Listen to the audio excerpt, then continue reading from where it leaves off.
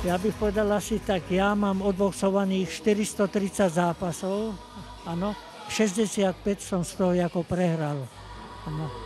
A ten box dneskajší, viete, proti tomu nášmu prv, čo sme robili, ja myslím, že bola taká väčšia tolerancia supera k súperovi. Áno, našli sa borci takí, ktorí, ak sa hovorí, že rozhodovali úderom, áno, ale hodné bolo ako tých technických boxerov, ktorí ten šport prevádzali asi tak, ako by mal byť. Áno. Pretože sa hovorí, že box je šerm pestiami.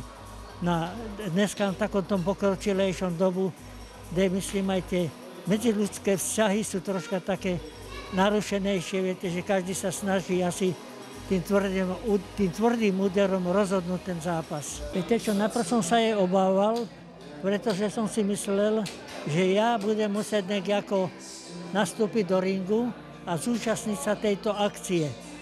No, pochopiteľne, nebol by býval na to ani akceptoval, ani došiel, keby sa jednalo.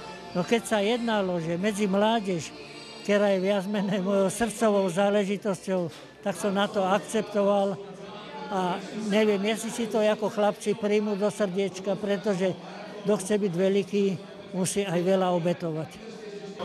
No, tie rukavice budú visieť tam, kde sú i ostatné moje ako suveníry, lepšie povedané ceny, ktoré som získal za pôsobenia svojej aktívnej činnosti.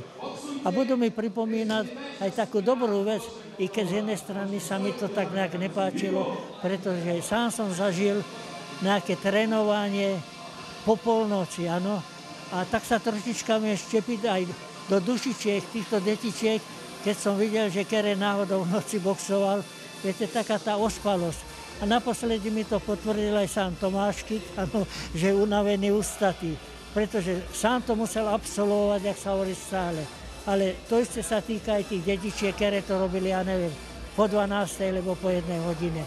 Teličko, len teličko, viete, a ten organizmus, ten sa nedá, jak sa hovorí, preraziť.